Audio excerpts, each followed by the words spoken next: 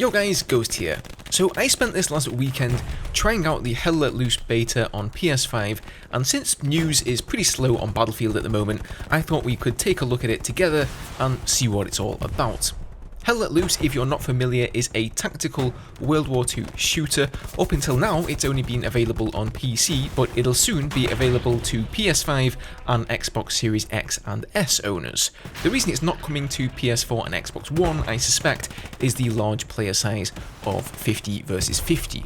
So right now, this is probably one of the more realistic shooting experiences you can have on a console. As you can see, there are very few HUD elements, no minimap, no hit indicators, spotting, or even kill confirmations, and in most cases, a single rifle round to the torso will be enough to take somebody down. Now, if you do get taken down, you'll have quite a lengthy respawn timer and ultimately have to trek for quite some time to get back to the front lines and join the fight. So when you kill somebody in this game, you're definitely, putting them out of action for a while, and it really means something. Now, I'm just going to say it, this is a great game, but the cherry on the top for me in this game, and something that blew me away on PS5, is how they've used the haptic feedback system built into the controller's triggers. So when you fire that rifle, you can actually feel the pressure building in the trigger button as you squeeze until the shot fires, and I will honestly never get tired of that. This is the best demonstration of haptic feedback that I've ever experienced in a PS5 game so far, and I really hope that this feature is a new standard for all controllers in the future, because it's just so satisfying. It's one of those things that's hard to convey if you've never actually tried out a PS5 controller for yourself, but trust me, it's pretty awesome. So since this is a realistic shooter, there is absolutely no aim assist in this game, which is a rare thing for controller users these days, and there is a lot of recoil to these weapons as well, so you really can't just go full auto in this game and sort of spray and pray. As somebody who predominantly plays on PC and sucks with the controller, even with aim assist, I found it pretty tough going.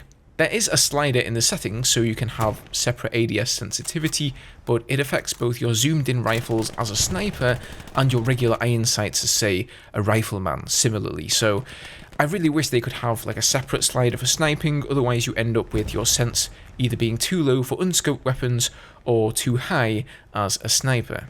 The controls on the whole are great though. They've done a really nice job giving you different ways to quick swap to your weapons and gadgets. So if you tap L1, you'll pull out your sidearm, R3 will pull out your melee weapon, and holding R3 will equip your primary. And then you can of course cycle through all of your gadgets and weaponry with the D-pad. If you get hit in the arm or leg and you're able to bandage yourself, you'll be prompted to equip your bandages with the square button. So all in all, pretty intuitive, and I feel they've captured the same freedom you have on PC with a keyboard within the controller.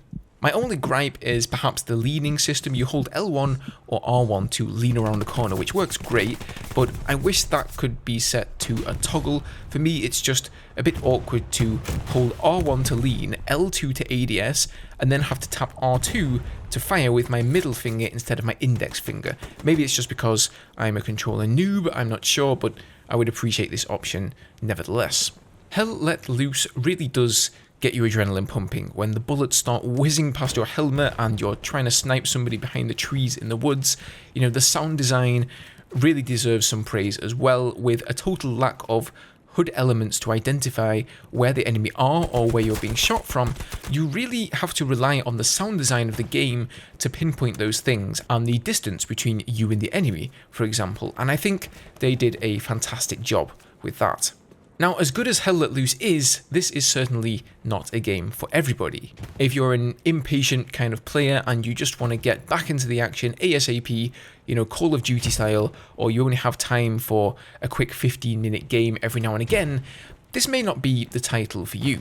Hell Let Loose is perhaps not the pinnacle of realism if you compare it to something like Arma 3, but as far as World War II shooters go, it really does nail that authenticity for me, and as I mentioned earlier, it's one of the most realistic experiences you'll be able to have on console, so if that's something you're looking for, then I recommend giving it a go.